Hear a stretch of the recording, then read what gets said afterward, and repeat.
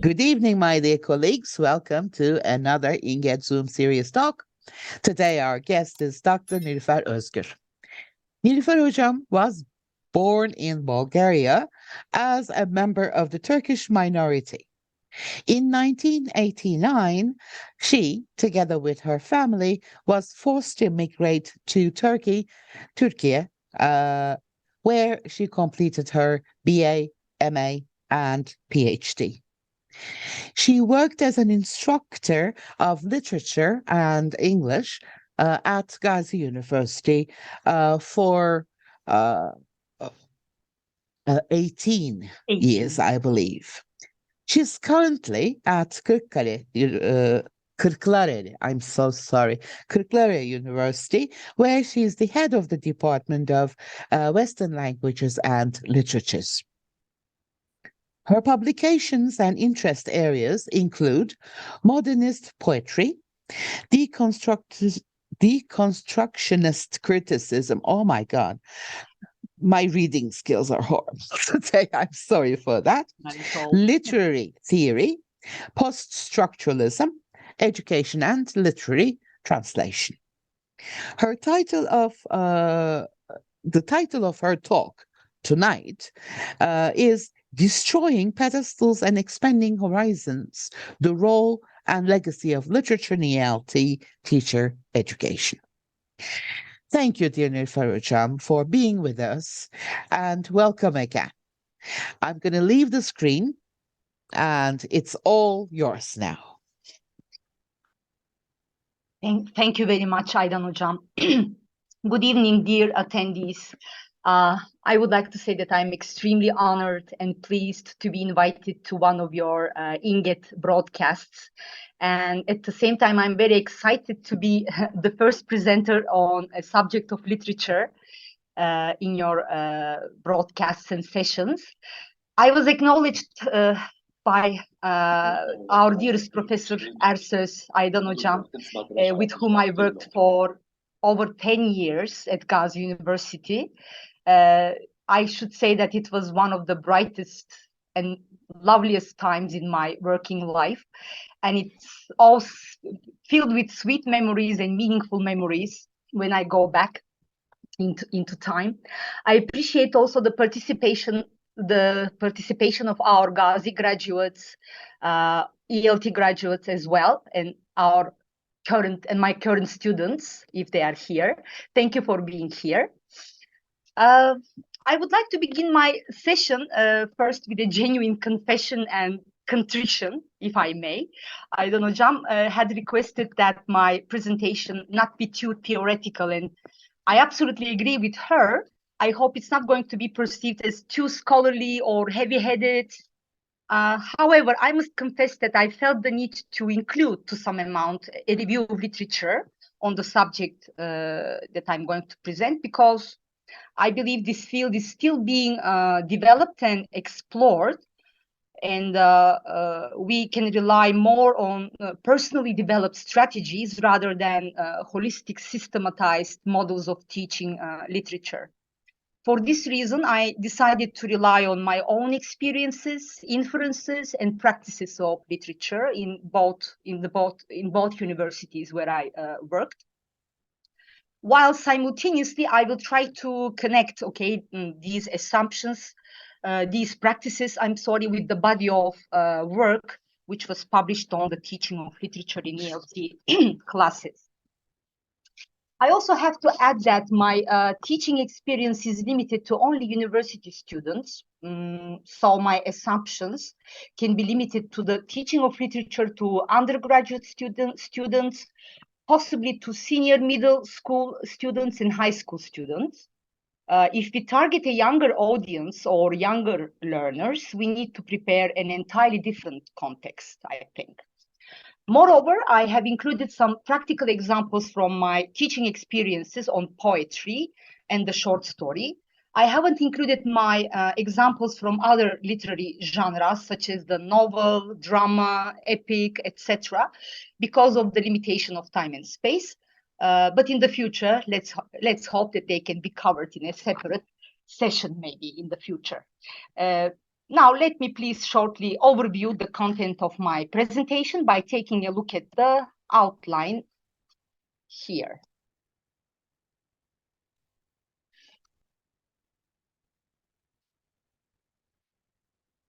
Right.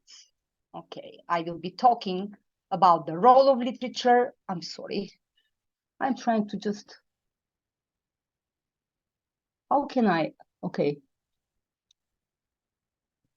This green screen, little screen cannot be, okay, here, I'm sorry. Okay, I will be talking about the role of literature in language teaching and certain doubts, or rather, let's say, concerns about the teaching of literature in EFL classes. Also, I will be covering some amount of review of literature, as I said, by distinguishing between, literature for study and literature as a resource. And also, I will be touching upon this distinction between teacher-centered and student-centered teaching of literature. Then, in order to share my personal experience of teaching literature, I will be basically sharing some examples or practical examples from my experience on teaching the short story and poetry. Especially, I want to dwell on identifying the theme of a short story or in poetry as well, because I believe it's really essential to interpreting the text, the literary text, in a more accurate way. Also, I will try to give two basic examples through which I'm going to try to make theory more intelligible and more familiar for the student, because not everyone is familiar with literary theory, and not even our students of literature are yet familiar to some extent with it. So how can we really narrow down, okay, such an expansive field, such a complicated and scholarly field, and to render it plausible and understandable and comprehensive for the student of literature and for the student of language as well. And I will be having certain conclusions and suggestions at the end of my presentation. Now, I would like to move on, but I don't know why my buttons don't click.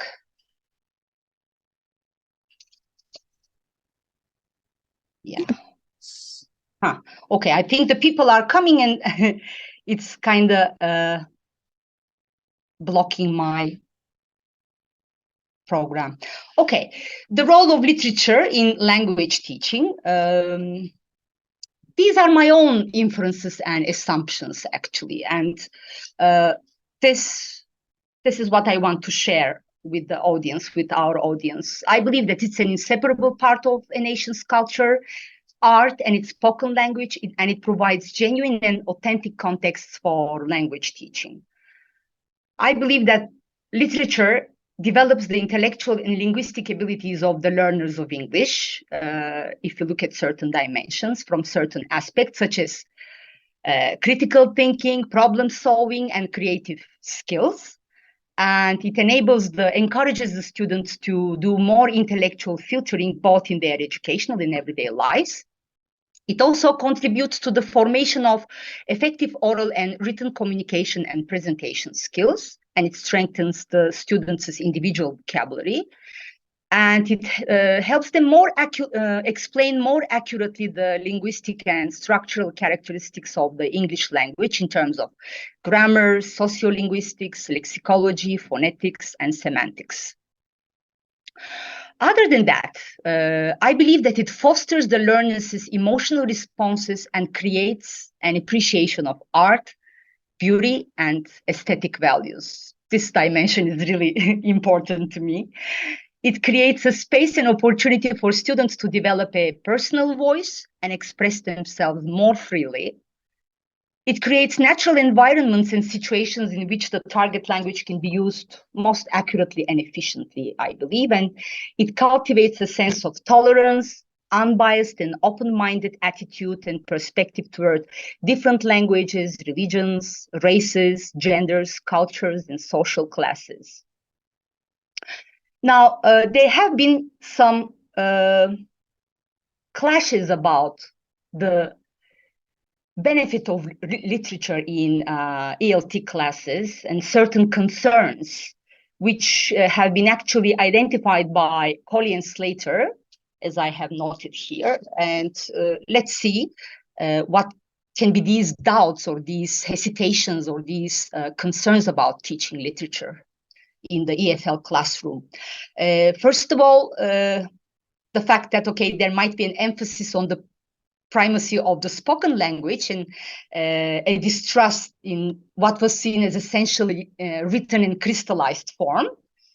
Also, literature was thought as embodying a static and convoluted kind of a language, far removed from the utterances of daily communication.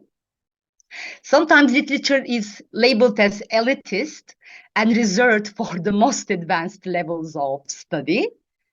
And there might be a dissatisfaction in the amount of time devoted in the native language to the appreciation of finer literary points. In a way, we might be sacrificing the use of the actual language in order to explain, more advanced academic, scholarly literary points. And the last one, literature was seen as carrying undesirable freight of cultural connotations. Okay, among these, I don't believe that literature is elitist at all, but yeah, depending on, it is important to choose, the accurate age, language level, so it does not necessarily appeal to the most advanced levels of study. Actually, it depends on the objectives, the age of the students, the level of their linguistic capacities, etc. So all these assumptions actually are valid, but they can be also refuted if the accurate approach is being implemented, I think. Also, yeah, we should make a distinction between literature for study and literature, the use of literature as a resource. For example, right now I'm teaching at Kırklareli University, and we are in English language and literature department. So for my current students, literature for study would be the more appropriate register right now, okay? Whereas for ELT students in educational faculties, using literature as a resource would be more appropriate, definitely. So if we just open up, okay, a little bit this distinction, the study of literature involves reading within an academic and institutionalized setting with a considerable baggage of critical concepts, literary conventions, meta-language, intertextuality, and such a study requires the students to show ability to use such terms and concepts in talking and writing about literature. On the other hand, the use of literature as a resource, which right now concerns us actually, suggests a less academic, though no less serious approach to the reading of literature. It can be a special resource for personal development and growth, encourage greater sensitivity and self-awareness, and greater understanding of the world. The focus of on knowledge about literature should not exceed the focus on the knowledge of literature. This is also valid for the ELT class. So we should be dealing more with the knowledge of literature rather than piling up and making our students accumulate knowledge about literature in ELT classes or in EFL classes. Certainly, this is very plausible, very logical. And this knowledge of literature actually can be best expressed in the pleasure and enjoyment rather than the accumulation of facts, no matter how valuable they can be. I remember now, when I'm saying this, I remember years ago, I'm now jumping into the past, making a flashback. And the first time I met Aydan Hocam, in her office at Gazi University, I asked her what they expected from me, because I was a very inexperienced person yet. I newly graduated from the university, and I didn't know what they expected from me. And Aydan Hoca then really relieved me when she said, okay, I expect nothing from you other than making your students, okay, like and love literature. That's the only criteria I have for you, she said. It was really a good start for me. So sweet memories. The teacher will select methods which lead to active involvement in reading particular texts rather than a passive reception of information. I believe Aydan Hocam will also agree here if I say that, okay, I advise that the amount of lecturing should be decreased, okay? And I believe that, yeah, that would be rendering our teaching more student-centered and less teacher-centered, less authoritarian, which is a good thing, of course. Teacher-centered versus student-centered literature. I have alluded to these books by Carter and Long and Colley and Slater when I delivered my MA thesis at Gazi University, which was on teaching the novel. So these really paved the way somehow for me to, shape my design, okay, in my mind to proceed with my intentions. So these distinctions, I think, are still very valid, although they are not so recent. I still believe that they do well. It doesn't necessarily mean that there is a very firm or drastic distinction between student-centered and teacher-centered teaching. They are not necessarily incompatible. They can be continually mixed and combined. And they can vary according to the cultural element, the cultural environment and the purpose of the literature classes. Another point which I like actually is that student-centered literature does not necessarily mean that students do most of the talking. Now, who is doing most of the talking? In my classes, throughout my whole working life, it has been me, okay, that did most of the talking. It doesn't mean that I didn't give the sufficient chance to my students to talk. And I always, at the beginning of the term, I had always asked them, okay, to if they want to volunteer, if they want to do some presentations, okay, I was going to show them the way, I was going to show them how to do it, and they could proceed with their presentations. Usually their answer was like, Hocam, okay, it's a totally new area for us. Thank you for being so democratic and so transparent, but we prefer to listen first from you so that we can accumulate some knowledge about literature. We have no knowledge about literature at all. So I did my best to make them speak for themselves, but yeah, they preferred me to be the leader in the classroom. So this is what I did throughout my whole life. However, I always made sure that they were actively involved, okay, in the class discussions. I believe that this question answer, this dialectical method of question and answer should be used very actively and very, carefully also. Carefully, because it is really important to choose the accurate questions, okay? You cannot just produce some questions which will be only responded with some, silence or with some numbness or with some empty glances. We should make them relevant and meaningful for the students. And we should also prepare them in such a way so as not to sacrifice the text itself also. A student-centered class, of course, will allow more exploration of the literary text, and it will invite them to develop their own responses, judgments, techniques, and sensitivities.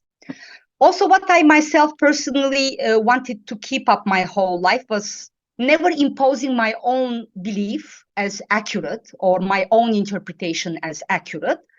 But, okay, I always tried to elicit the responses from the students, but if they were too far-fetched, with a very natural tone of my voice, I would just signal, okay, that it was too far-fetched for the context, for the situation. But I never made fun of, or I never mocked, okay, any of my students' interpretations. I always encouraged them to tell their opinions, no matter how excited they might be, or no matter how self-confidence they may lack. Okay, I always encourage them to raise their hands and just raise their voice and make a bunch of ideas that we could communicate about. The teacher, therefore, can only intervene relevantly and creatively in order to help the student respond to the text appropriately and to create this lasting enjoyment of literature. I won't read this page. I would like to move on a little bit fast, okay? But we can benefit from certain techniques and activities in order to maintain this student interest and to provide for this active involvement. Basically, these can be summed up as role play, improvisation, creative writing, discussions, questionnaires, visuals. In this way, the teacher can recognize the particular weaknesses in certain skills, like in speaking and listening. Also, parent group work. I have done this in my past as well, to find what is intensely personal and private experience. Also, student-centered teaching of literature has to be exploratory and text-based. I have always been text-based myself. Then after my studies at PhD, I was actually accusing of being too structuralist and too text-based in my discussions at PhD level. So I was kind of flattered. I didn't even know that I was doing a structuralist approach in my teaching of literature. So it's a good thing that at least I had some kind of a method. I had some kind of an approach. So for students of language,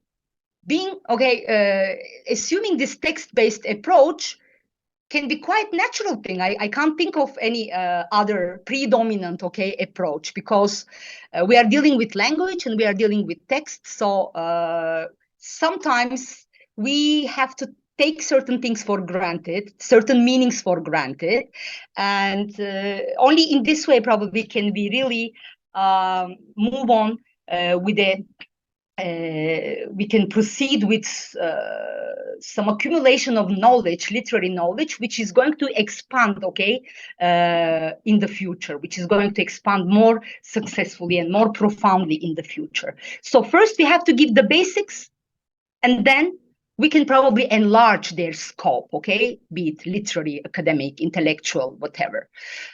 So using the target language is the essential here, so that students could be led to express their response, even with limited linguistic repertoire. I always try to level myself in accordance with the linguistic capacities of the students. I can always simplify my language. I can make it more down to earth. I can make it more understandable and intelligible for the students. If this means to activate them, to motivate them, I'm always doing this without consideration. Now, I have finished my review of literature, and I would like to come up with certain assumptions about teaching the short story and then poetry. These are my own inferences, actually, what I will be now mentioning. This relation between the text, author, and the reader is a theoretical problem, first of all. It's a problem of historicity and anachronism. For example, I have always come across this particular question from my students. Hocam, okay, now we are explaining the text, we are interpreting things, we are identifying symbols, figures of speech, meanings, themes, etc. But to what extent are they really valid, or are they really truthful? Has the author even imagined that we were going to interpret their text in such a manner? Or are we just inventing things up for ourselves? Okay, I have always come up with this, come across this question. They come up with this question to me, and I even wrote an article about it, an essay, in order to answer this question. The answer is both yes and no. The authors, yes, they have a very serious, competence in the discipline. They study widely, okay, all classical literatures and Western literatures. So they must be aware of the possible future inferences that their audiences are going to make. But sometimes the texts may have even their own autonomy, okay, and they can even operate without the awareness or the interference of the author himself. Sometimes the author may not be even aware that the text may be serving some kind of a philosophy, or let's say some intelligent thought in the future, which still hasn't been articulated at his time, okay? I mean, in a more advanced time, okay, we can have totally different interpretations. For example, Sigmund Freud appeared in the 20th century, right? And his psychoanalysis. However, when we look at the texts of Shakespeare, for example, we see so many psychoanalytic terms, okay? So many moments in his texts which can be interpreted in psychoanalytic terms. But it doesn't mean that Shakespeare it doesn't mean that Shakespeare doesn't know or couldn't assume or imagine anything about the human subconscious. So let's assume that the authors both know it, and sometimes they may not know it, okay? That in the future we are going to make such inferences. Another assumption, or stemming from my own experience in teaching short story, for example, I see on the internet many study guides which prepare certain activities in order to activate the student response and to make the short story more available, more like a source of pleasure for the students. And they usually prepare pre-reading activities, while reading activities, and post-reading activities. If you just surf through the internet, you will see like so many sources, so many such readily available study guides that one would even think, okay, then what kind of a method am I going to assume? It's all there, everything they would like, they can find in those study guides. But sometimes they just chop off the text as if they chop off meat. So the other day I even saw, it was about the Kate Chopin's story, The Story of an Hour, a study guide with its pre-reading, while reading, and post-reading activities. And when I just look at the guide, it looked like kuşbaşı, as we say in Turkish, like totally. So now what's the pleasure, okay? What remains to do more, okay? They just, every single line was like interrupted, it was cut off. So there should be some other manner, right? Next, implementing a strategy for teaching a short story as an improvised activity or as an assignment for reading in advance. Now, how to proceed in the actual classroom. So I assign a short story to my students and I say, okay, the next week, please come prepared, read the story in advance, and we will be analyzing and discussing this particular story. And what happens the following week? Nobody has read the story until the end. They have just come unprepared as usual. Now what should I do? Okay, I'm all alone with myself. There is a text in front of me and students totally unaware and who haven't fulfilled, okay, their assignment. Now I have to improvise and I have to rely on my improvisational skills and I have to be very spontaneous. So I just assume that it's a text that they have to discuss in the classroom only by, reading it within a limited amount of time. Of course, we should also make sure that this text should be also a short one so that we can improvise, because otherwise it would be too difficult. Therefore, I will show you in the more advanced parts some key concepts and some strategies for doing this. Another assumption that I come up with is that our students really lack this, lack the skill for making analysis and synthesis. This is unfortunately valid for even university students. However, according to my own research, I have read in also critical books. I have even done research on some Russian methodology books,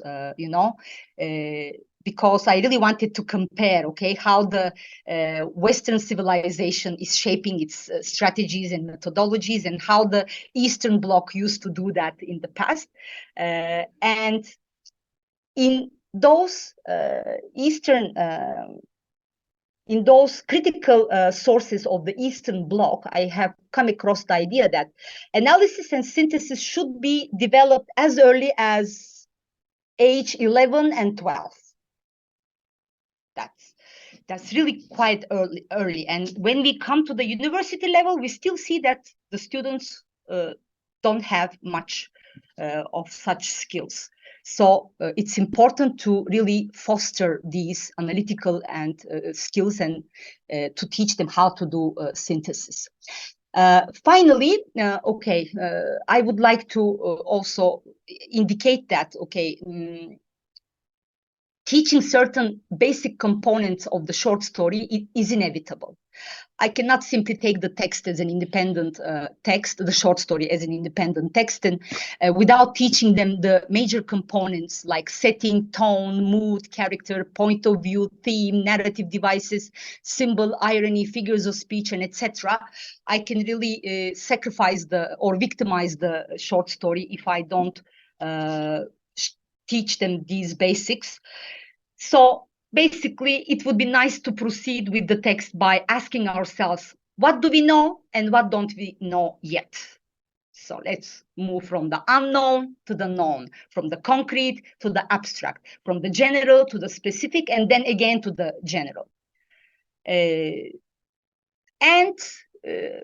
activity which I like most is paying special attention to identifying the theme of a short story. Sometimes it is explicit, sometimes it is implicit, but identifying the theme really is very helpful, because the students may feel that they finally have captured the real sense of the story.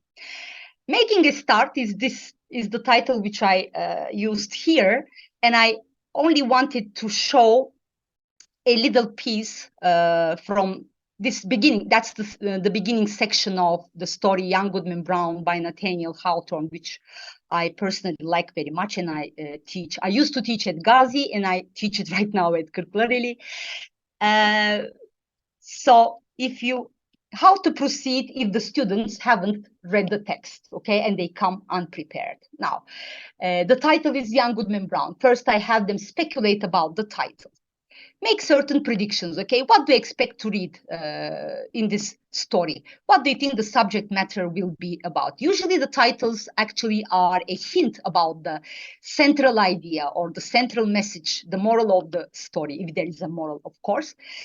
So speculate about the title. What do the words like young, Goodman, Brown connote in your mind, okay? What do they signify, possibly?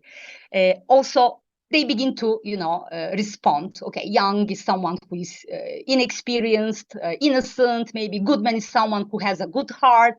Brown is someone who, could be an ordinary man, because Brown is a very common surname. Therefore, it must be about some man who could be anyone, some of us like this.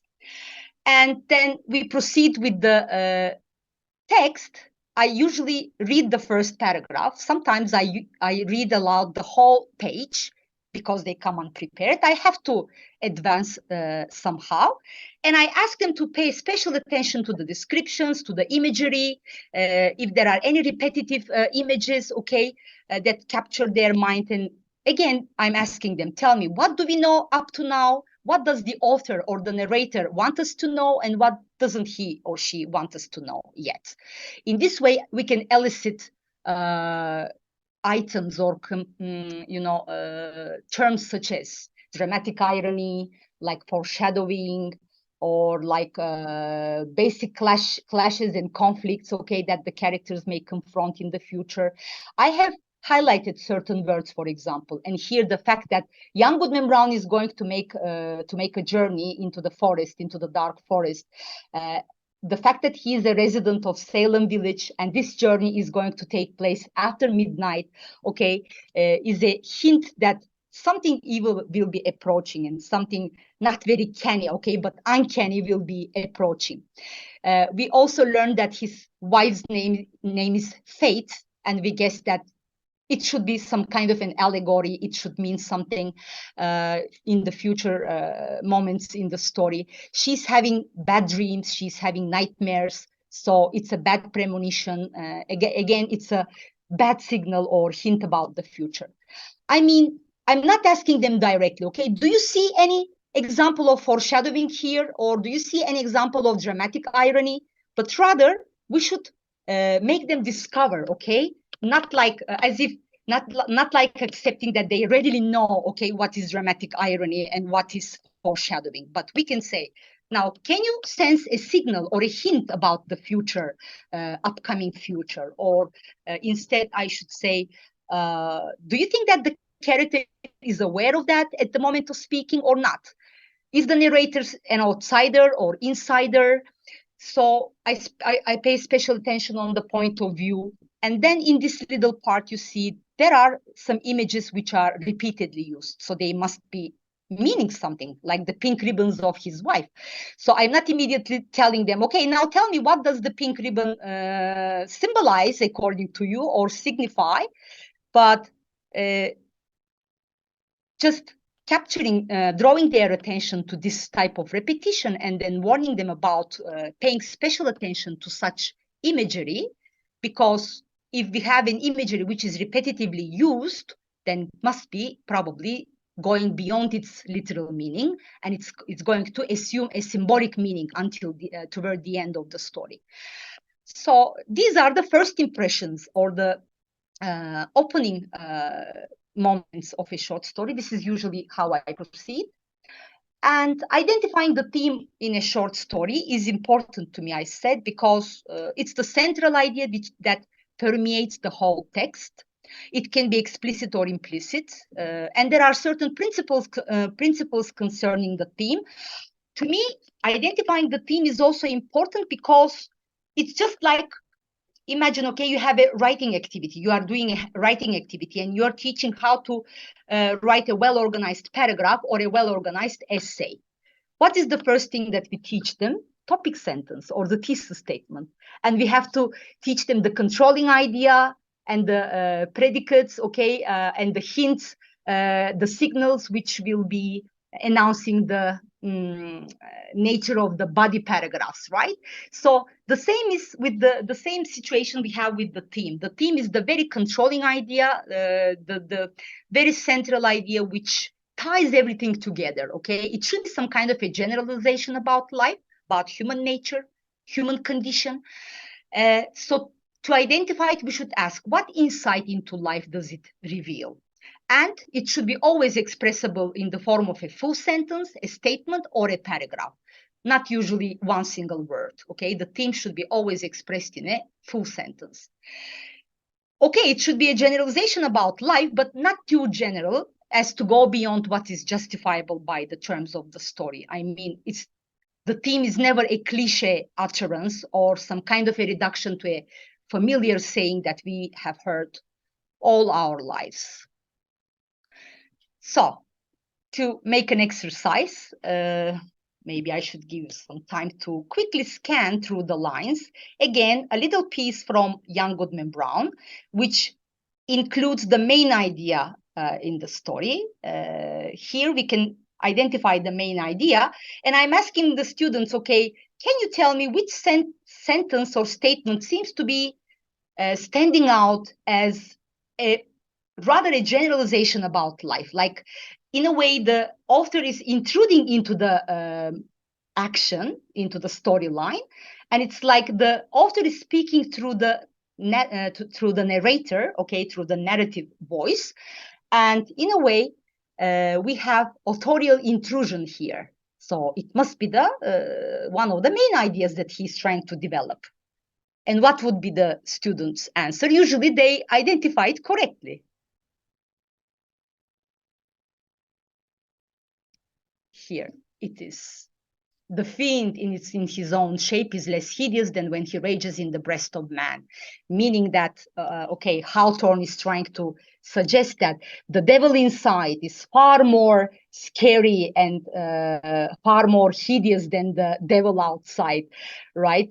And he actually is destroying this medieval idea of the devil outside, because when people believe that there is a devil outside, they can simply entrust the whole responsibility to this devil outside, and they can never take on responsibility for themselves. So this is how the author Hawthorne actually is communicating, okay, this very message in these lines. You see, this sentence, which I have marked with this green color, seems to be much more like a generalization about life. It's like the author's own message is peeping through the lines here. Or another example from another story, A Rose for Emily by William Faulkner, which I used to, again, teach at Gazi and right now at Kırklareli. You see, when you scan again through the lines, I'm not giving you much time to do that actually, but where is the generalization about life? In which sentence do you feel that the author is speaking, the narrator is speaking much more in general terms rather than specific terms? And the answer would be the final sentence.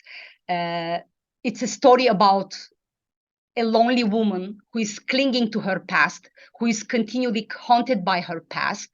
And she, when her father dies, she does not even want to give his corpse, okay, to the authorities. She's keeping the corpse inside. And how to explain such an attitude? The theme is again explicitly stated for us, but we have to see it. We have to look more closely. And we knew that with nothing left, she would have to cling to that which has robbed her, as people will. So we see the generalization about human life here. And finally, the story of an hour, a very short story. Everybody likes to teach the story of an hour in prep classes, in English prep classes, at undergrad level, even in high school. At high school level, it can be taught. Again, the feminist writer Kent Chopin is questioning the institution of marriage, and she's quite actually deconstructing this formal institution of marriage through the character in the story of an hour, Mrs. Mallard. That is Mrs. Mallard.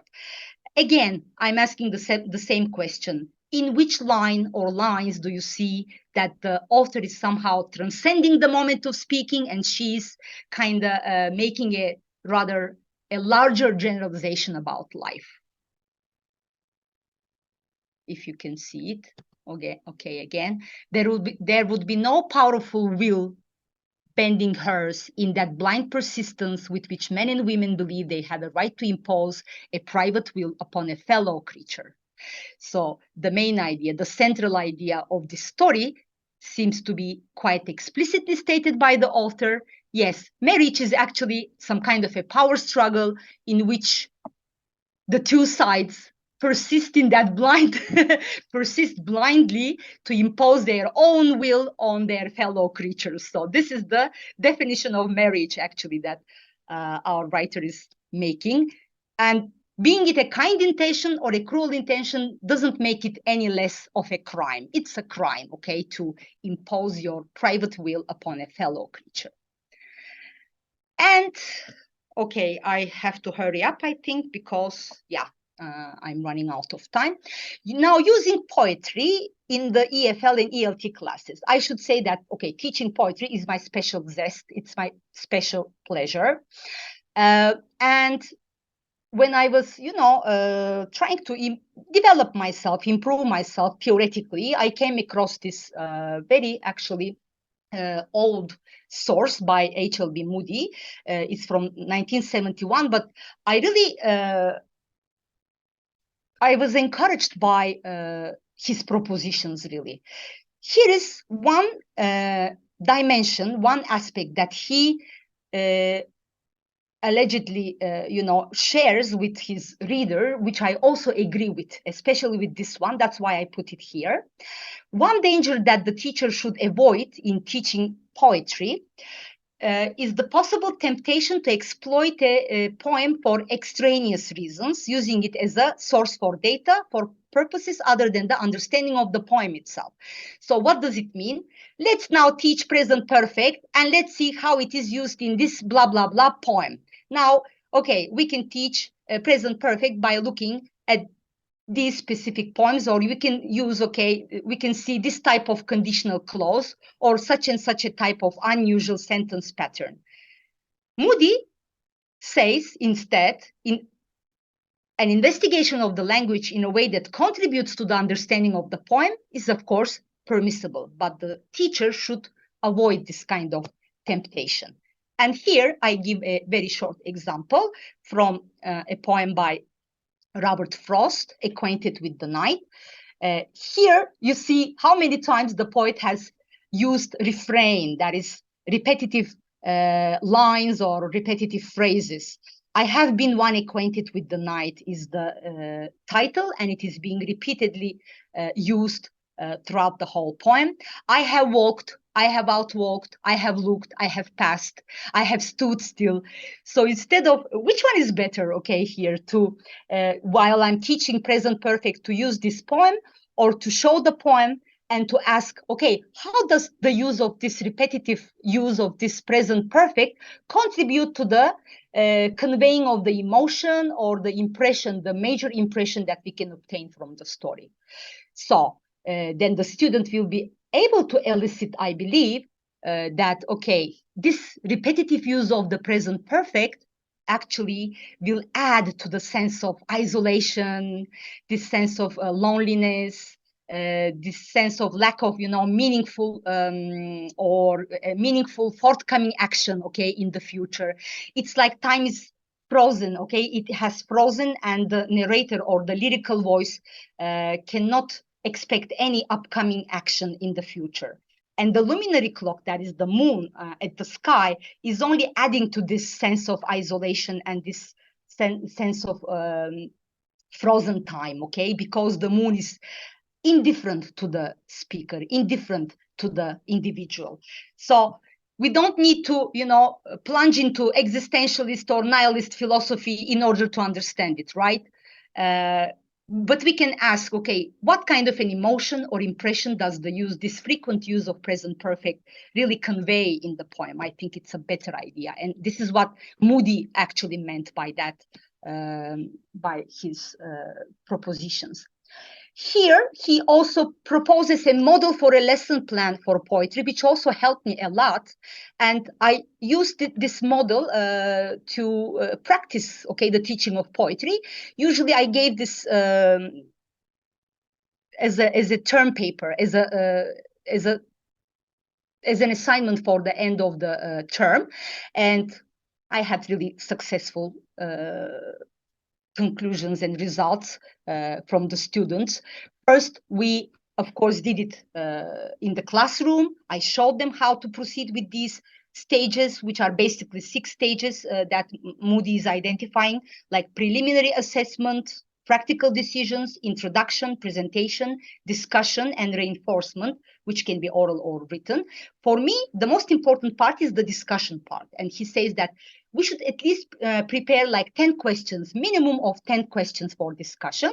And these should be like moving from the general to the more specific, and again to end with the general. And they should move from the from the more concrete to the more abstract. You can find more information about it at the end of my presentation in the references part. You can find this book, and maybe I can show you if we still, I don't know if we still have time, but I wanted to quickly show you or to enable you to throw a glance into the student papers that we used to share and deliver. For example, one student paper, here I have noted a little bit of an improper question, according to me, because, okay, this is the discussion part in which the teacher is supposed to form up like 10 questions, minimum 10 questions, but asking, are there any metaphors or similes? I always used to warn them, okay, never do that. Are there any symbols or metaphors? No, you cannot just simply expect the student to read the poem roughly and to immediately identify those figures of speech, right? Instead, you should ask, now what does this blah, blah, blah word in this line, blah, blah, blah, connote, invoke, associate? What might that signify? Okay, it would be better, okay, to let them gradually discover, okay, these more abstract meanings or these more complicated ideas in the poem. So I had always, you know, forbidden this type of question, and there it is. There it is again. Next, here, for example, and I want to add, I let them free, okay, my students, and I said, whatever you learn from your methodology classes, just try to show me, okay, implement them in the teaching of poetry. Do that. I'm open to all of them. And here, for example, in the reinforcement part, we see what kind of knowledge they have accumulated in their methodology classes, and they come up with creative ideas like creating situations, as you know, after reading, you know, like in terms of the reinforcement. Of course, it's possible to write paragraphs, essays, okay, after the discussion is over, but they come up with really interesting ideas. Here I have a more extensive, more elaborate, you know, part of the discussion in which the student both asked the questions, relevant question, and gave the answers for herself. And here I have noted again that the student actually was, made a mistake about the chronology of the questions. And the question number 7 and 8 should have been put into the beginning, definitely, because they are more like general questions. We should move from the general to the specific. And it is too late, okay, to ask who is the speaker at the end of the poem. It was supposed to be in the beginning, right? And is there a setting? Okay, the setting should be set at the very beginning, okay, not in the end of the discussion. And yeah, finally, another one, not bad, with the occasional grammar mistakes, of course. Sometimes, yeah, some of them did really serious grammar mistakes, even when they were asking the basic questions like yes, no questions and the information questions. Feedback is always, you know, important. And yeah, for example, this one, not bad, again, with the occasional grammar mistakes, but it's a good work in all in all. Right. Okay, now coming back to my presentation. Lastly, okay, here I gave an example. What? Oh my God. Now I went, why did I go back to the very beginning? Okay, let me find again the same page. I mean, by giving as an example this specific poem by D.H. Lawrence, Snake, now I will try to show you how to make literary theory intelligible for the students. Okay, it's about a snake coming to the water trough of the poet who is staying at a hotel room. He climbs down in his pajamas to pour some water in his pitcher, and then he encounters the snake, and now he's intimidated, scared, but also fascinated by it. Now he's tempted to kill it, or at least to attempt to kill it, because this is what his voice of education is saying to him, okay, is telling him. And voices in me said, the voice of my education said to me, he must be killed. For in Sicily, the black snakes are innocent, the gold ones are venomous. And voices in me said, if you were a man, you would take a stick and break him now and finish him off. So here, definitely, we can discern the relevance of Freudian psychoanalysis. Okay, but just imagine that the student doesn't know anything about Freudian analysis. Isn't there a way still to make it comprehensible and intelligible for them? Of course, there is a way. Actually, my students at Gazi, whenever I mentioned Freudian theory, were actually familiar with most of the terms. They knew about the Oedipus complex, they knew about the Electra complex, they knew about the id, the superego, and the ego, that is the layers of the human psyche.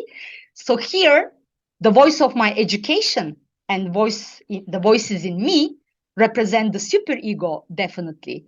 But when the poet listens to his id, that is to his subconscious, then he would understand that he actually likes the snake. He doesn't want to kill it. But the voices of his formal education are actually a representation of the system, of society, and all the social impositions. Formal education, the system itself, and those voices which tell him that a man must be acting as a man, he must be undertaking this task of, acting and behaving in a masculine way. So we have the clash of the id and the superego. Unfortunately, he surrenders, he gives in to his superego, and he attempts to kill the snake. So we don't need to know Freudian psychoanalysis to make the accurate interpretation, as you can see. And finally here, again from Young Goodman Brown, this moment I like very much. The moment when he and his wife approach the congregation and they are going to be symbolically baptized by the Satan, by the devil. They approach this witch congregation in the very center. They are waiting for them. Somebody cries, okay, bring forth the converts. It's now a surreal moment in the story. And young Goodman Brown imagines that he hears his father who is beckoning him toward the circle, toward the fire, okay, like he wants him to approach. And then he realizes that there is a feminine kind of a figure, like a woman. Was it his mother? He assumes that this might be his mother, and she's trying to ward him off, okay? She's trying to tell him, okay, don't come near, okay? Don't, just go away. But he had no power to retreat, and he's brought, okay, into the center of the fire, or into the center of this witch congregation. Now, I have never come across any interpretation of this specific moment, but it really captures my attention, and I cannot ignore it because it's all there. So I have to say, now we have Lacanian psychoanalytics and Lacanian theory here, okay, predominantly. Why? Because actually he's, imagining that he sees his mother is the signification of his desire to go to the pre-discursive self and to go to this symbiotic relationship with the mother in which he feels secure and in which he feels like a whole. But okay, how can I explain Lacanian psychoanalysis to the student? I don't have to use it, but I can say, now, how would you interpret the fact that the father is calling him, okay, toward the witch congregation, and the mother is trying to ward him off, okay? And the students, they will have an answer, okay, although they don't know anything about Lacanian psychoanalysis, for example. They will simply respond as, hocam, it's the mother. Of course the mother will do that. The mother is the protective, benevolent power. Ağlarsa anam ağlar, başkası yalandan ağlar, something like that. So we can never repay, right, the mother's sacrifices. So we don't need to know Freudian and Lacanian psychoanalysis in order to be able to interpret this again in the right way. Okay, so these were my practical examples. I come up with my conclusions. yes, let's create a student-friendly, if not wholly a student-centered classroom environment. The teacher of literature is responsible for doing that.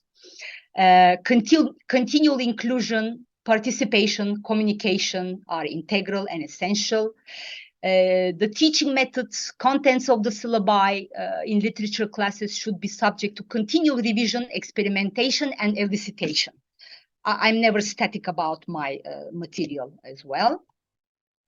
And another conclusion that I make for myself, literature does not perch on pedestals, but it is actually governed by its own, yes, principles, methods, and strategies.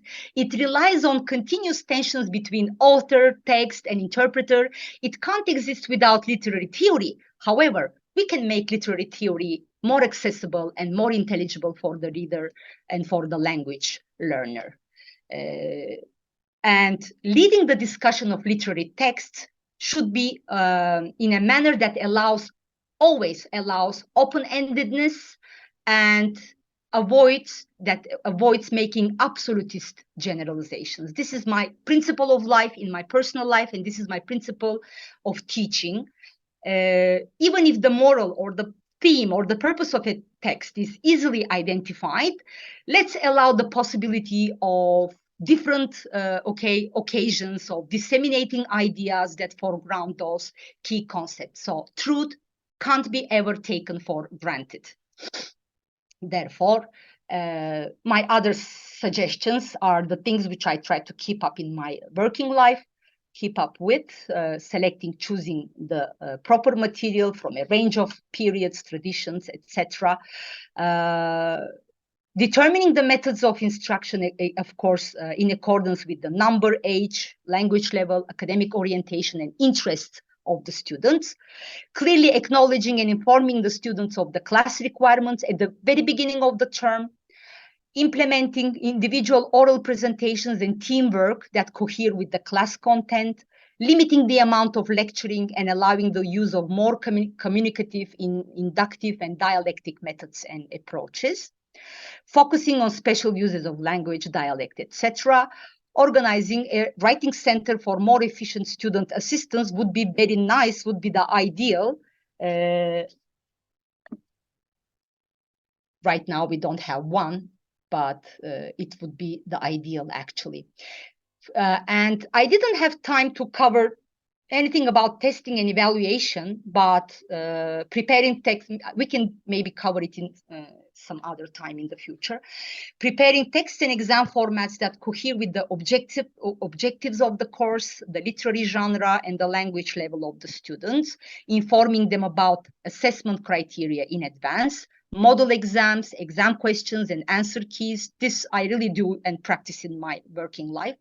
Organizing special sessions for discussing results from exams and student performance by providing an open access to the student papers. That is, they can openly see, each student can see their midterms and their final exams, and we can come together and discuss both in collective and individual terms, discuss the results in these terms, and using the office hours efficiently for a freer and more open communication between instructor and learner. These were my references, the review of literature, which I used in my postgraduate studies and right now in this presentation. And for further reading, I have a book that's my actually PhD dissertation, which was published by Routledge. Specifically, if you are interested in the teaching of poetry in deconstructive terms, it can be of use. And this article, which I published about this problematic relationship between interpreter and the author's intention, finds expression in this specific essay article. You can also benefit from it, I think. And that's all I would like to say for this evening. Thank you very much for your participation again. Now I would be happy to discuss further or to respond to your questions. Nilüfer Hocam, I don't know how to thank you. It was really, really brilliant. I enjoyed it very much, and I bet all the other participants did as well. Now I understand why your students admire you that much. Oh, thank you so much. Uh, Actually, my dear colleagues, if you have any questions, you can raise your hand. You can write your question in the chat box. And Nilüfer Hocam, if you're done with your presentation, could you please stop sharing your screen so that we can see each other? Shall I go to the chat board, or shall I close just down my PowerPoint? yeah, just stop sharing. Sorry. There's Okay. an option like that. Yeah. I'm stopping. Okay, stop sharing. And What? Yeni paylaşım. Sorry. ekran paylaşımında var hocam, olması lazım. Ekran paylaşımını bitirmeniz için size orada seçenek verecek. Neden veremedi ya? Screen share. İngilizce mi Türkçe mi Zoom'unuz hocam? Türkçe. Türkçe ise Paylaşım ekran... duraksattı şimdi. Duraksama yaptı. Yani yeni paylaşımdan mı hocam? Siz görüyorsunuz şu anda ekranımı. Ben ekranınızı görüyorum ama seçeneklerinizi göremiyorum. Allah Allah. Şöyle bir bakayım. Hocam dert değil. Şey yapmayalım. Bulacağım. Okay. Tuğrul hocam, would you like to ask your own question? Or do you want me to read your question? Okay. Great. So if you like, you can unmute yourself and ask your own question. Or just write, you read, and then okay. Yes, Tuğrul hocam. Hocam, can you hear me? Yes, we can hear you. First of all, good evening to all, and thank you for this inspiring talk. As I've said before, I'm actually a sophomore student in Marmara University in the ELT department. Okay. We are recently in drama in ELT elective class, and we are also taking English literature class as compulsory. We are recently analyzing King Lear by William Shakespeare. We are responsible for midterm exams, and we recently analyzed Oedipus Rex in this week's class. So I was reading recently. I've allocated 4 or 5 days for King Lear, but its Old English language was a bit harsh and difficult for me, and I've always resorted to online or Oxford dictionaries, and it was a bit difficult for me to grasp the context and also its content better, and it's kind of slowed my progress. Yes. So it's a bit problematic for me. And how can I solve it better as an ELT student? We kind of have that kind of problem as ELT students. That's all I can ask. Yeah. Nilüfer hocam, do you have any suggestions? Now, yeah, it seems to be a problem not only for language students, but also for literature students, especially if the level of English somehow does not parallel, the difficulty of the literary text. Shakespeare is difficult. I don't know if they have simplified versions, but I myself never advise that my students read to those simplified and contracted versions, abridged versions. Instead, I'm telling them to read the text as if they're reading a fairy tale, just don't worry about the amount of unfamiliar terms, unknown words. Just read it and let the rest for me to do it for you, I really do a very detailed and elaborate text analysis. I'm highlighting very detailed, in a very detailed manner. I'm highlighting the important moments, the important ideas. And I'm really taking a lot of time. It's time consuming, okay? For example, I used to teach Hamlet at Gazi, and it took me like 1 whole month, okay, to finish the discussion. Yeah. It's not easy to squeeze. It's not advisable to squeeze a play by William Shakespeare into 2 weeks, not even 3 weeks, right? We need more time, and the teacher really needs to take the lead here and to do more discussion, okay, to interpret the text, the difficult moments in the text for the student. Of course, you can make use of all those internet sources, like sites like, I don't know, is it going to be like a commercial, Hocam? I don't want to advertise those, but it's not. Like, we are all familiar, okay? Yeah, sure, go ahead. We're all familiar with those sites like Great Saver, like Spark Notes. Everybody knows Spark Notes, okay, and makes use of it. I know they make use of e-notes, etc., and stuff like that. But I should warn the students also that they tend to plagiarize and directly copy from what they read about in these sites. Their responses should be more genuine, okay? And how should they study? Okay, it's difficult to look up into the dictionary for every single word that you don't know. Of course. Even though Shakespearean texts usually have a glossary at the end. They always have the necessary explanations. You should make use of those glossaries, but even they can become suffocating and boring at some point. Yes. So just read the text I don't say superficially, in a superficial manner, but read the text without anxiety, okay, without feeling any anxiety that you don't understand, and try to capture the moments which you understand, okay? Try to take margin notes, try to take notes, and just explain to yourself, okay, now what's going on here, what's happening here. At least you can paraphrase, at least you can narrate for yourself what is going on, and then your teacher will definitely elaborate more in the classroom, and then before you enter your midterm, your exams, you will be doing even more research online or by referring to certain more academic scholarly articles, essays.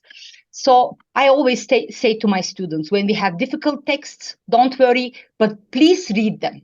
Don't read the Turkish translations. You can read them, but make sure that you read the original text as well. I don't know. This is the only thing I can advise. You have to endeavor. You have to pay effort. It's not easy. I have a question here. For example, when we were studying, I'm a graduate of linguistics department. So literature was like our elective courses. When we were studying Chaucer's Canterbury Tales, we were given a modern English version of it.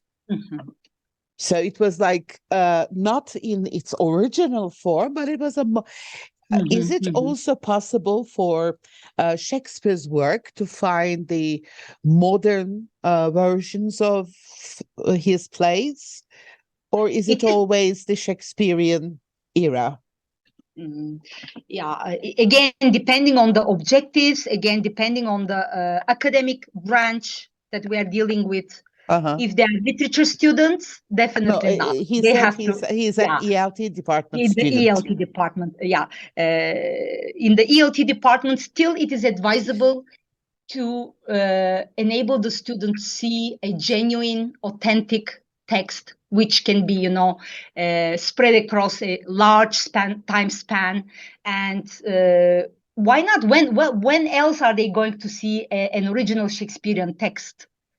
But as I say, here the teacher has to overtake most of the responsibility and to make it likable and understandable for the students. We can't expect them in a very short time to comprehend a Shakespearean text. But I'm personally not very much pro simplifications. or No, I wasn't referring to simplified versions. I was referring to modern English versions. So, Tuğrul Hocam, I believe what Nilüfer Hocam is trying to say is it all depends on what kind of an instructor you have. If you have a helpful one, that person will definitely help you understand the text. If you don't, you're a student, you have wonderful survival skills, you can find different ways of understanding King Lear. And I'm not going to reveal any of them here. Being a professor, being an academic, I shouldn't. But you will find a way. Yeah. Hocam, I'm not against modern translations, actually, but the translation of the medieval age and the medieval works is not actually too challenging for them. I don't know how modern. I have to see the translation you are referring to right now, but they will be already translated. Yeah, medieval English is not too difficult, actually. You can, capture impressions from modern English. It's easier, but still the translation. Nilüfer Hocam, I may look that old, but I'm not that old, for God's sake. Estağfurullah. Just joking. Just joking. Nilüfer Hocam, yes, please. Good evening, everybody. Good evening. Hocam, thank you for your presentation. It was really inspiring. And reading a poem in which there is like present perfect tense, takes you to a dreamland, and it invokes your imagination, so you remember things better, right? So just telling them, today I'm going to teach present perfect, and in a presentation, Aydan Hocam says, today I gave present perfect tense to my students, but did they take it? I remember that very well. I wanted to step in to ask a question, but before that, Tuğrul, you are a student at my university where I graduated from in 1994. So, my memories, were vacant. Now, I would like to ask a question. That was a very negative remark, Nilüfer Hocam. No. Did you have terrible memories or something? No. I remember we had a small campus, but I have very nice memories. I remember in our literature class, actually, the classes of literature made me really love Shakespeare. And our teacher, I don't remember the professor's name, unfortunately, but she had a technique for exams. I don't know, Tuğrul, if they are still doing that. She would make us memorize lines from Shakespeare's plays randomly. She would just give us a line in the exam, and she would ask us who said this to whom, where, and what is the significance of it. So I had to memorize Hamlet. I had to memorize 2 plays, actually, not all of them, of course, 2 plays, especially Hamlet, and I had to memorize the to be or not to be soliloquy and stuff like that. And I enjoyed it very much. I was enjoying torturing myself, maybe. I don't know. So, very nice.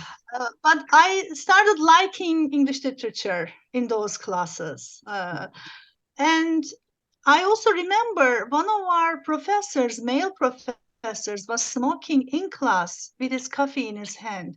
I don't know if it's a dream, but I remember something like that.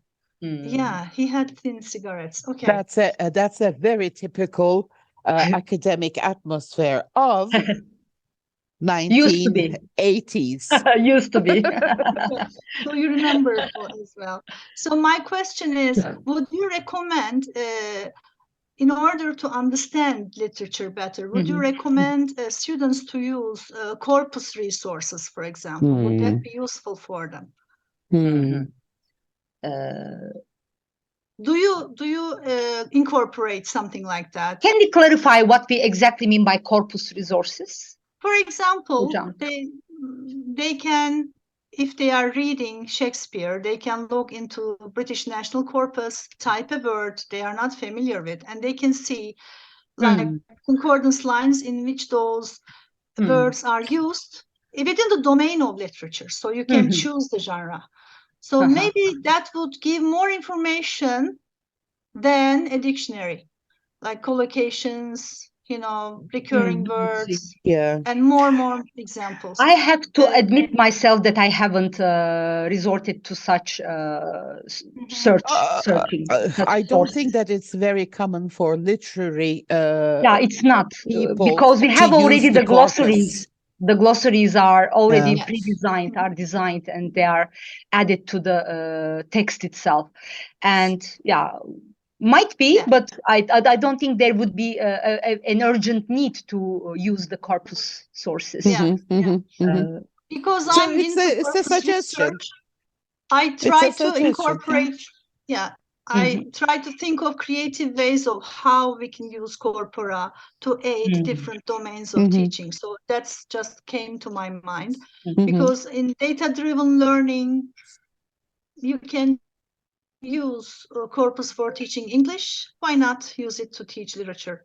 I say, just a suggestion.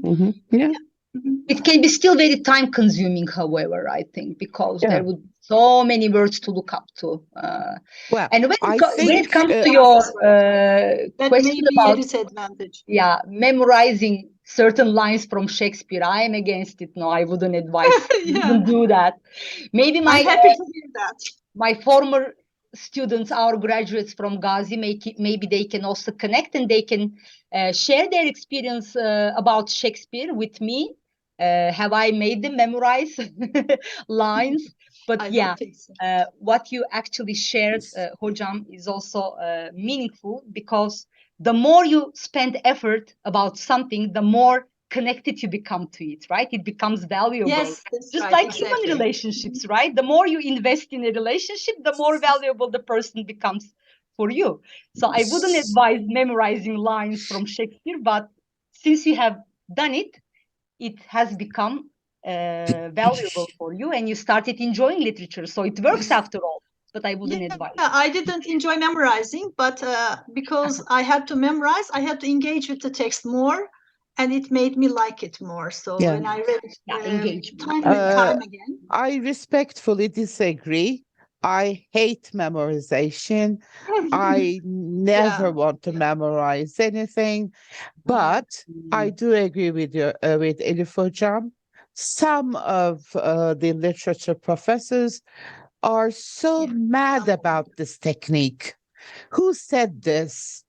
When did he say it? To whom did he say it? Go to hell, for God's sake. Who cares? We disagree, right? Definitely. So why are you, what is it that you're testing? Are you testing my memory? Or are you testing my language skills? Are you testing my literature knowledge? What the hell are you testing? Go to hell and burn. They are the practitioners who now, they are the people, the individuals who actually put literature on a pedestal, and make it unreachable. Yes, and that's why I said, because of my bad experiences, that's why I always keep saying to my young colleagues, just make them, help them love literature, because literature and language are so tightly interwoven, it is almost impossible to separate them. A language teacher cannot be without literature. It's there. It's language is soaked with literature, with culture. So how can you separate literature from language? But doing what those traditional professors are doing or have been doing, just, pushing students to the dark activities, like read King Lear by yourself and then come and, let's discuss it. Why am I doing that? Why can't you show me the way? Why can't you guide me? Why can't you do some of the scenes together with me and help me, show me the way of doing it? Yeah, of course. Right? So that's what Nilüfer Hocam has been doing. That's why her students, despite the fact that they were all ELT students, enjoyed literature classes. So I'm really thankful. I have one question, if it's okay with you. People love classifying genres, and they usually say that short stories are easiest to teach, and poetry is the hardest to teach. Do you agree with this statement? Yes, to some extent. Poetry is the most complicated of the literary genres. Why? Because we have a language which is, figurative, predominantly figurative, very condensed. Also a language which is metaphorical. And definitely we are going to have more tensions between language and meaning, between the signifier and the signified. And we are going to have more like dissemination of ideas in literature. It is true that, I'm sorry, poetry. I wanted to say poetry. Poetry, yes, should be the most difficult one, but there are techniques to make it, again, comprehensive for the students. Again, I have the teacher has to enjoy. The question. That's why I asked the first part. Now, you come from a literary background. Yes. So when you study a poem together with your students, what is hidden there. But I do not come from a literature background.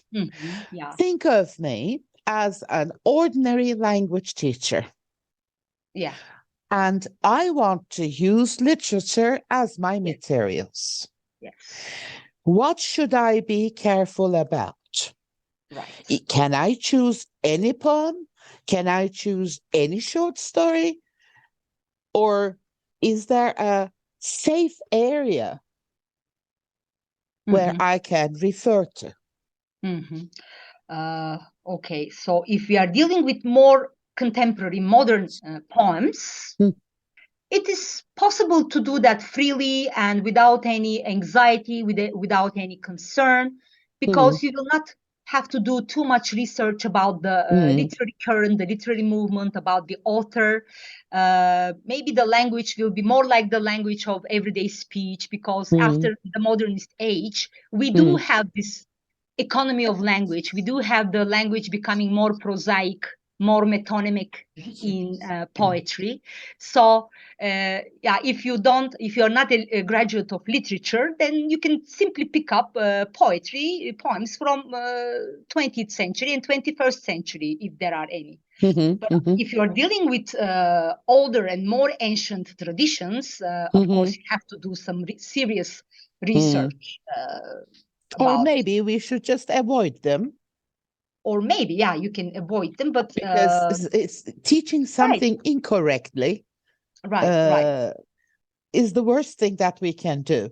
So maybe sticking to the contemporary work is the best. Yes. Would you also suggest any? I don't know how to ask this in a politically correct manner. Is there any ethnicity that we should stick to? For example, Black authors or Irish poets, is there anything dangerous like that? Yeah, that's a good question, really. It is advisable to choose from a range of traditions, from a range of modes, tastes, and it would be also good to be more inclusive and to include African American, Native American poetry, if there is if we are dealing with American poetry or with British literature, because if we include only the poetry of the WASP culture, that is the white Anglo-Saxon Protestant culture, definitely it's going to capture the attention of somebody, right? If we really, okay, maybe the students will not be able to discern that, to understand that, but usually the syllabi are trying to be more inclusive and to encompass different ethnicities, yes. For example, this term I'm teaching American poetry, and I try to make it not only white, but also to include, you know, different minorities, the examples from different minorities. It is advisable. But for example, if I'm teaching modernist poetry, most of the forerunners, the most prominent poets are all white. Now, what to do? Okay, this is the age, and we have this rise of nationalism. We have this rise of fascism. In the beginning of the 20th century. So predominantly, definitely, the modernist poets will be white. However, with the advancement of time, we can enlarge the scope, and definitely we can, and we should, okay? We should include we should definitely include diversity, different ethnic groups, different genders. Both female and male, definitely literary figures. And if you want to be on the safe side, Nilüfer Hocam says stick to the contemporary work. But if you want to introduce intercultural awareness, you should also include different ethnic groups and genders as well. Nilüfer Hocam, thank you very much. I don't know how to thank you, really. Time does fly when you're enjoying yourself. So this is a living example. Bülent Hocam, you have a question. Just one but yes, let's short take it question, as Aydan Hocam. Last one. Please go ahead, Hocam. Thank you for this rewarding podcast. I have one question. And we complain that students do not read too much nowadays, but when it comes to technology, we see that there are many proponents of learners on the part of technology. So when it comes literature course department, in what way and to what extent do you think audio resources could be employed and emphasized across the curriculum? Just Hocam, I would like to get your again, suggestions. they could be benefited from, they could be employed. Thank you, Bülent Hocam, for your question. They could be benefited and employed. I'm not against employing them. However, again, the selection and the choice should be very carefully made. For example, let me give an example. When I want to use the audio of a poem, okay, which I want to play in the classroom, I have to check a number of recitations, okay? So everybody was, you know, kind of demanding, or they claimed that, okay, they could recite a poem beautifully, but actually it's not always the case. And sometimes I come up with the only solution of reading the poem, reciting the poem myself, although I'm not very proud of my, you know, my accent and my intonation and so forth. There are terrible recitations and audio sources. So we should be carefully choosing them, really. Do they really reflect the sense, the emotion? Do they convey the emotion that we are striving to understand here in the poem?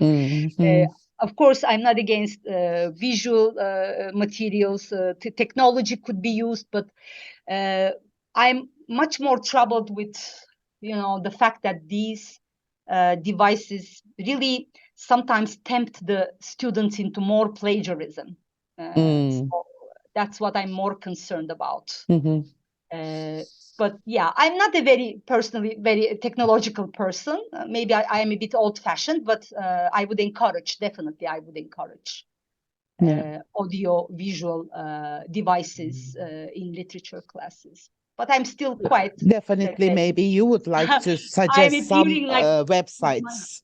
I'm appearing with my hard copies, you know, with my papers in front of my students. But yeah, they should learn to love the smell of paper and ink. Definitely. It is a wonderful therapy.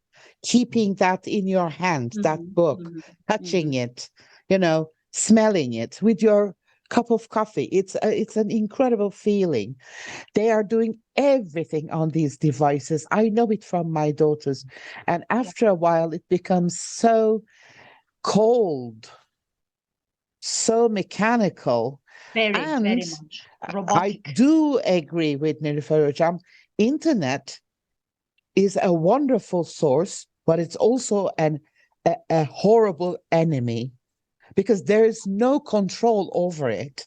Everyone can come up with their own interpretation of their own stupid interpretation of a literary work, or, as you have said, recite a poem in a terrible manner. I can tomorrow. I can recite 2 different poems, for example, or sonnets from Shakespeare tomorrow. Can you believe that? That would be terrible. So maybe if you want to use some of the audio resources, maybe as the instructor, you need to first locate good ones. And then maybe say, okay, if you want to, you can read this poem from this website. Yes. Rather than letting them find their own resource. I find it horrifyingly nightmarish. Yeah. And also, Hocam, I would like to add also, the students like to use their, technological devices in the classroom. Even when they have, for example, oral presentations, when they, are supposed to overcome their stage fear and to establish this active communication and eye contact with their classmates, they just, plunge their heads into their smartphones, and they're delivering their presentations from their smartphones, which I hate.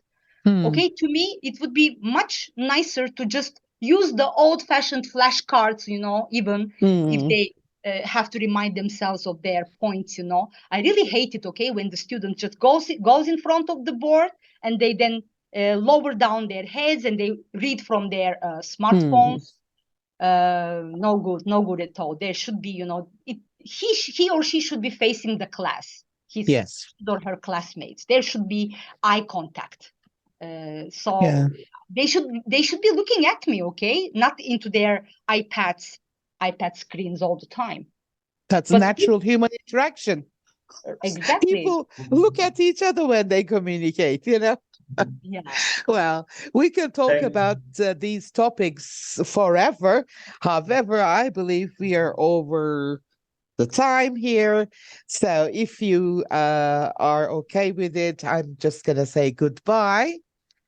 Nilüfer Hocam, thanks a million. We have enjoyed the talk. We have learned a lot from the talk. And I know that evaluation, assessment is another aspect of literature. So maybe in the future, we can spare another session on that, because as Elif Hocam has stated, giving feedback on those papers can also become a wonderful, beneficial teaching tool. Definitely. So maybe later we can have a session on that. And my dear colleagues, again, thank you very much for being with us, coming to this session. And don't forget that every Friday, generally, I should say, we have a new speaker. We talk about different topics. We share our ideas, and we hope to see you again. Nilüfer Hocam, thanks again. I'm thankful. Thank you very much again for having me. I wish you good evening, everyone. Thank you very much. Again. Please be well. Yeah. Thank you. Thank you, everyone. Take good care of yourselves. Bye-bye. Likewise. Bye-bye. Goodbye.